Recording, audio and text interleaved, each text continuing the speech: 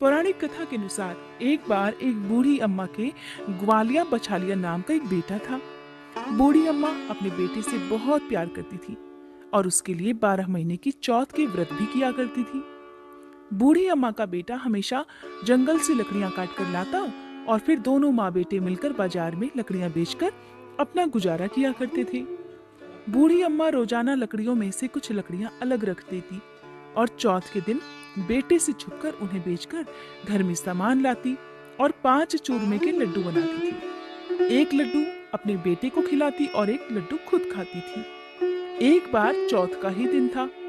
बूढ़ी अम्मा का बेटा अपनी पड़ोसन के घर गया। उसने देखा पड़ोसन ने चूरमा बनाकर रखा था। उसने पड़ोसन से पूछा, आज क्या त्योहार है जो आपने चूरमा बनाया है? पड़ोसन कहने लगी, मैंने तो आज ही बनाया है, लेकिन आपकी माँ तो हर चौथ के दिन ही चूरमा बनाती है, आपको खाने के लिए नहीं देती है क्या? तो बेटे ने कहा, हाँ देती तो है। फिर पड़ोसन ने बूढ़ी अम्मा के बेटे से कहा कि तुम जो लकड़ियां काट कर लाते हो उनमें से कुछ लकड़ियां तुम्हारी माँ छुपाकर बेच देती है और फिर छुपाकर बेची गई लकड़ियों से मिलने वाले पैसे से वो चूरमा बनाती है। बेटे ने पड़ोसन से जब ये बात सुनी तो तुरंत अपनी माँ के पास गया और माँ से कहने लगा, माँ मैं इतनी मेहनत से लकड़ियां लेकर आता हूँ और तुम चूरमा बनाकर खुद अकेले ही खा जाती हो। आज से तुम या तो मुझे छोड़ दो या फिर चौथ माता के व्रत को छोड़ दो। बेटे की बात सुनकर माँ कहने लगी, बेटा मैं तो ये व्रत तुम्हारे लिए ही करती हूँ, मैं तुम्हें छोड़ सकती हूँ लेकिन चौथ माता का व्रत नहीं छोड़ सकती। ये बात सुनकर बेटा नाराज हो गया। नाराज होकर घर छोड़कर जाने लगा। तब माँ कहने लगी, बेटा तू जा तो रहा है लेकिन ये कुछ अनाज है जिससे मैंने चौथ माता की कहानी सुनी है, ये लेकर जा और जब भी संकट आए तो चौथ माता का नाम लेकर कुछ दाने वहां पर डाल देना। बेटे ने इस बात पर विश्वास नहीं किया लेकिन फिर भी उसने अनाज के दाने रख लिए और घर से चल पड़ा। वो घर से थोड़ी ही दूर पर गया था कि उसने देखा कि रास्ते में खून की नदी बह रही थी और कहीं से भी रास्ता नजर नहीं आ रहा था। उसने चौथ माता का नाम लिया और थोड़े से अनाज के दाने वहां पर डाल दिए और कहने लगा, हे चौथ माता अगर आप सच्ची हैं तो यहाँ पर मेरे लिए रास्ता हो जाए। ऐसा कहते ही नदी सूख गई और वहां पर रास्ता हो गया। अब बेटा वहां से रास्ता पार कर आगे बढ़ा तो जंगल में पहुंच गया। जंगल में पहुंचा तब तक रात हो चुकी थी। जंगल में बहुत सारे भयानक जंगली जानवर भी थे जो अपनी अपनी आवाज में बोलने लगे थे। उनकी डरावनी आवाज सुनकर बेटा डरने लगा। तब उसने चौथ माता का नाम लेकर वहां पर भी कुछ अनाज के दाने डाल दिए और हाथ जोड़कर कहने लगा, हे चौथ माता मुझे रास्ता दिखाओ, नहीं तो ये जंगली जानवर मुझे मारकर खा जाएंगे। ऐसा कहते ही उसे रास्ता मिल गया और जंगल में चलते चलते वो एक राजा के नगर में जा पहुंचा। वहां का राजा हर महीने एक आदमी की बलि देता था। जब वह एक बूढ़ी अम्मा के घर गया तो देखा कि बूढ़ी अम्मा पूड़ी बनाती जा रही थी और रोती जा रही थी। तब वह पूछने लगा, हे बूढ़ी माई रो क्यों रही हो? तब बूढ़ी माई कहने लगी, बेटा मेरा एक ही बेटा है और आज उसे राजा के पास बलि देने के लिए जाना ही पड़ेगा और ये पूरी पकवान मैं अपने बेटे के लिए ही बना रही हूँ। तो लड़का कहने लगा, माँ जी आप ये पूड़ियाँ मुझे दे दो, मैं आपके बेटे के बदले राजा के यहाँ बलि देने चला जाऊंगा। बूढ़ी अम्मा ने प्रसन्न होकर उसे पूड़ियाँ दे दी। रात को सोते समय उसने अम्मा से कहा, माँ जी जब भी राजा का बुलावा आए तो आप मुझे बता देना।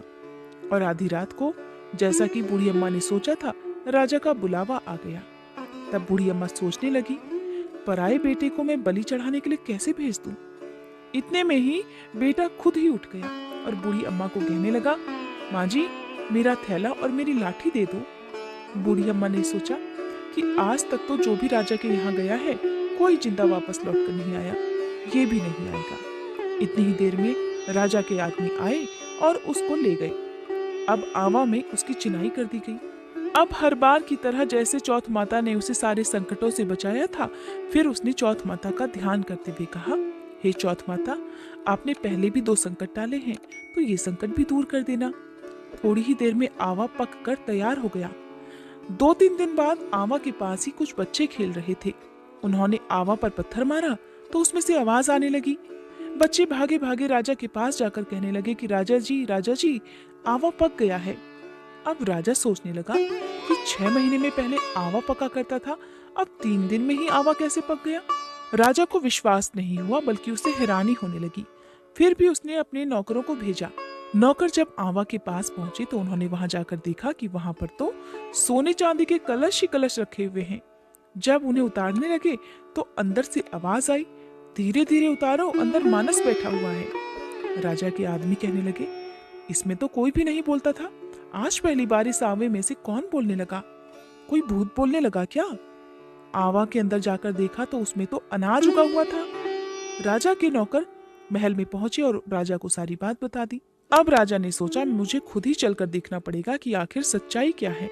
राजा आया, उसने आवा के पास आकर देखा तो उसने देखा एक मनुष्य वहां पर बैठा हुआ है। तो उससे पूछने लगा, अरे भाई, तुम कौन हो और तुम इस आवा में बच कैसे गए? तब वह बोला, मेरी माँ चौथ के व्रत करती है, तो मैं चौथ माता के प्रभाव से ही जीवित बच गया हूँ। राजा को उस लड़के की बात पर बिल्कुल विश्वास नहीं हुआ, तो राजा ने उसकी परीक्षा लेने के लिए सोचा। राजा उससे कहने लगा, अच्छा ठीक है, तू एक घोड़े पर चढ़ जा और मैं दूसरे घोड़े पर चढ़ जाऊंगा। तेरे हाथ पर रस्सी से बांध देंगे, अगर तेरी रस्सी खुलकर मुझ में बंध जाएगी तो चौथ माता सच्ची है, इसका मतलब चौथ माता ने तुम्हारी रक्षा की है। अब राजा और वह लड़का दोनों घोड़े पर बैठ गए। तो उसने थोड़े से अनाज के दाने हर बार की तरह हाथ में रखकर कहा, हे चौथ माता, मेरी लाज रख लेना। ऐसा कहते ही उसकी रस्सी खुलकर राजा के हाथों में बंध गई। अब राजा सोचने लगा कि आखिरकार चौथ माता का ही ये प्रभाव है जिसके कारण इस लड़के के हाथों की रस्सी मेरे हाथ में आकर बंध गई। अब उसे विश्वास हो गया कि चौथ माता ने ही लड़के की रक्षा की थी। राजा बहुत प्रसन्न हुआ। तब उसने अपनी बेटी का विवाह उस लड़के के साथ कर दिया। अब बूढ़ी अम्मा का बेटा वहीं पर रहने लगा। महल में रहते रहते कई दिन हो गए तो उसने कहा, हे महाराज, इस महल में रहते रहते मुझे बहुत दिन हो गए हैं। गांव में मेरी माँ मेरा इंतजार कर रही होगी, मुझे मेरे गांव की और मेरी माँ की भी याद आ रही है। हे महाराज, मैं अब अपने गांव जाना चाहता हूँ। राजा ने जब ये बात सुनी तो राजा ने उसे आज्ञा दे दी, साथ ही ढेर सारा धन देकर उन्हें विदा कर दिया। दूसरी तरफ बूढ़ी अम्मा जब लकड़ियां काटती तो उनसे कटती नहीं थी, क्योंकि वो तो बहुत कमजोर हो गई थी। इसलिए वो गोबर चुनकर उसे सुखाकर उसे ही बेचकर अपना गुजारा कर रही थी। पड़ोसन ने उनके बहू और बेटे को आता देखा तो दौड़ी दौड़ी आई। बूढ़ी अम्मा से कहने लगी, अरे माई, तेरे तो बहू बेटा आ रहे हैं और अपने साथ बहुत सारा धन भी लाए हैं। बूढ़ी अम्मा ने जब सुना तो कहने लगी, अरे बेटा, कम से कम तू तो मेरे साथ ऐसा मजाक मत कर। मेरा एक ही बेटा था जिसे तूने लगा सिखाकर भेज दिया। बूढ़ी माँ का मन दुख से भर उठा। उसे अपने बेटे की बहुत याद आने लगी। फिर भी जब बूढ़ी अम्मा का मन नहीं माना तो छत के ऊपर चढ़कर देखने लगी। जब उन्होंने देखा तो सच में ही उसके बहू बेटे आ रहे थे। बूढ़ी अम्मा इतना प्रसन्न हुई कि मारी खुशी के उनके तो पैर ही जमीन पर नहीं पड़ रहे थे। जब बहू बेटे दरवाजे पर आए तो बूढ़ी अम्मा ने उनकी आरती उतारी, उन्हें भर भर कर आशीर्वाद दिया। बूढ़ी अम्मा ने भी अपने बेटे को माफ कर दिया था। तब बेटा कहने लगा, माँ, मैं चौथ माता के प्रभाव से ही बच पाया हूँ। और फिर इसके बाद तो सभी गांव के लोगों ने मिलकर सकट चौथ का व्रत रखना शुरू कर दिया था। हे सकटा माता, जैसे बूढ़ी अम्मा के बेटे का संकट दूर किया, वैसे ही इस कथा को कहने सुनने और हुंकारा भरने वाले सभी के संकट दूर करना। आइए अब सुनते हैं विघ्नहर्ता भगवान गणेश की कहानी। ये कहानी उस समय की है जब भगवान शिव हजारों वर्षों से अपनी तपस्या में लीन थे। उस समय माँ पार्वती कैलाश पर्वत पर अकेले ही निवास कर रही थी। एक बार स्नान करने से पहले माँ पार्वती ने अपने शरीर के उपटन से एक बालक की मूर्ति का निर्माण किया और अपनी मंत्र विद्या की शक्ति से उस मूर्ति में प्राण डाल दिए। थोड़ी देर के बाद वह मूर्ति एक बालक के रूप में जागृत हो गई। माँ पार्वती ने उस बालक को अपने पुत्र गणेश के रूप में स्वीकार कर लिया और उन्हें कैलाश का द्वारपाल होने की जिम्मेदारी सौंपी। माता पार्वती उस बालक को गणेश कहकर पुकारने लगी। माता पार्वती ने गणेश को बुलाया और कहने लगी, आज से मैं तुम्हारी माता हूँ। पुत्र, जो आज्ञा मैं तुम्हें दूंगी तुम्हें उसका ही पालन करना होगा। तब बालक गणेश ने अपनी माता से कहा, हे माते, मैं आपकी आज्ञा का ही पालन करूंगा।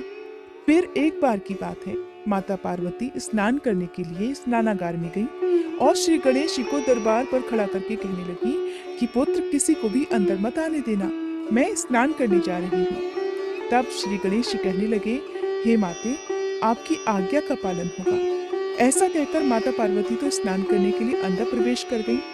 कुछ ही समय बाद वहां पर भोलेनाथ भी चले आते हैं और जैसे ही वो द्वार से अंदर जाने की कोशिश करते हैं, तभी बालक गणेश ने उन्हें द्वार पर ही रोक लिया और कहने लगे, आप अंदर नहीं जा सकते, अभी मेरी माता स्नान कर रही हैं, इसलिए इस समय मैं आपको अंदर नहीं जाने दूंगा। ये बात सुनकर भोलेनाथ बहुत क्रोधित हो गए और कहने लगे, अरे मूर्ख बालक, हमारे रास्ते से हट जाओ। भोलेनाथ को नहीं पता था कि द्वार पर खड़ा ये बालक स्वयं उनका ही पुत्र है, किंतु बालक गणेश को तो अपनी माता की आज्ञा का पालन करना ही था। उनके लिए अपनी माता की आज्ञा ही सर्वोपरि थी। तब उन्होंने भोलेनाथ को मना कर दिया। बालक गणेश की बातें सुनकर भोलेनाथ को बहुत क्रोध आया। उन्होंने नंदी और अन्य गणों से कहा कि वो उस बालक को समझाएं। थोड़ी ही देर में नंदी और अन्य गण आते हैं और उन्होंने गणेश जी को समझाने का प्रयास किया कि हे बालक, यहाँ से हट जाओ। इस समय भगवान शंकर बहुत क्रोधित हो उठे हैं, उनके क्रोध से तुम भस्म हो सकते हो। लेकिन वो बालक था कि वहां से हटने का नाम ही नहीं ले रहा था। डटकर द्वार पर खड़ा हो गया, कहने लगा, अगर आप में से किसी ने भी अंदर आने की कोशिश की तो मैं उससे दंड दूंगा। ये बात सुनकर नंदीगण क्रोधित हो गए और वे भगवान श्री गणेश से युद्ध के लिए तैयार हो गए। लेकिन श्री गणेश जी तो उन पर भी प्रहार कर देते हैं, जिस कारण बड़ी मुश्किल से जान बचाकर नंदी और अन्य गण वहां से भागे और इस प्रकार सभी को पीट कर बालक गणेश वहां से भगा देते हैं। अब भगवान शिव से रुका नहीं गया, उनके सब्र का बांध टूट गया। वो खुद त्रिशूल लेकर स्नानागार की ओर चल पड़े। वहां पहुंचकर बालक गणेश को ललकारने लगे कि हे मूर्ख बालक, तुमने मुझे और मेरे नंदीगण को परेशान किया है, तुम्हें इस बात का दंड अवश्य मिलेगा। ये बात कहकर भोलेनाथ अपने त्रिशूल से बालक गणेश पर प्रहार कर देते हैं। एक क्षण में ही बालक गणेश का शीश धड़ से अलग कर देते हैं। उधर थोड़ी ही देर बाद जब माता पार्वती स्नान करके वापस बाहर आई तो उन्होंने देखा उनके पुत्र गणेश का सिर कटा हुआ जमीन पर पड़ा है और महादेव वहीं पास में ही त्रिशूल हाथ में लिए क्रोधित अवस्था में खड़े हुए हैं। ये सब देखकर माता पार्वती के क्रोध का ठिकाना नहीं रहा। दुख और क्रोध के मारे उन्होंने काली का रूप धारण कर लिया, जिससे तीनों लोकों में हाहाकार मच उठा। ब्रह्मा, विष्णु और महेश सहित सभी देवतागण माँ पार्वती के इस भयानक रूप से भयभीत हो उठे और वे सभी उन्हें मनाने का प्रयास करने लगे। लेकिन माँ पार्वती की हठ थी कि मेरे पुत्र को वापस लाकर दिया जाए, नहीं तो मैं संपूर्ण सृष्टि का विनाश कर दूंगी, जिससे सभी बहुत डर गए। तब ब्रह्मा जी और विष्णु जी ने महादेव जी से कहा, हे महादेव, ये आपने क्या कर डाला? हे महादेव, आपने तो पार्वती के पुत्र यानी कि अपने ही पुत्र को मृत्यु दंड दे डाला। ये सब जानकर महादेव को अपनी गलती का पश्चाताप हुआ और वे माँ पार्वती से क्षमा मांगने लगे। कहने लगे, हे देवी, मुझे क्षमा कर दो। अब ये मस्तक तो मैं वापस नहीं जोड़ सकता, लेकिन किसी पशु का मस्तक यदि मिल जाए तो मैं उसे जोड़कर पुनः बालक गणेश को जीवन दान दे सकता हूँ। तब ब्रह्मा जी ने सुझाव दिया कि पूर्व दिशा में जाकर जो माँ अपने बच्चे की तरफ पीठ करके लेटी हुई हो, उस बच्चे का सिर काट कर लेकर आओ। तब ऐसे किसी प्राणी की खोज की गई। रास्ते में सबसे पहले एक नन्हा हाथी दिखाई दिया, जिसकी माँ उसकी तरफ पीठ करके लेटी हुई थी। तब नन्हे हाथी का सिर काटकर भगवान गणेश के शरीर पर लगाया गया। भगवान शिव की कृपा से बालक गणेश पुनः जीवित हो उठे। तब माता पार्वती और अन्य सभी देवताओं और ब्रह्मा, विष्णु, महेश सहित सभी बालक गणेश को आशीर्वाद प्रदान करते हैं, उन्हें अनेक प्रकार की शक्तियां प्रदान करते हैं। इस प्रकार भगवान गणेश जी का जन्म और उनके सिर पर गज का मस्तक विराजमान हुआ। इस तरह माता पार्वती के पुत्र पर आया संकट दूर हो गया, उनके पुत्र की रक्षा हो पाई। बोलिए गणेश भगवान की जय। ये थी सकट चौथ की पौराणिक कथाएं, जिन्हें सकट चौथ की पूजा करने वाले या व्रत रखने वाले हर भक्त को अवश्य सुनना चाहिए।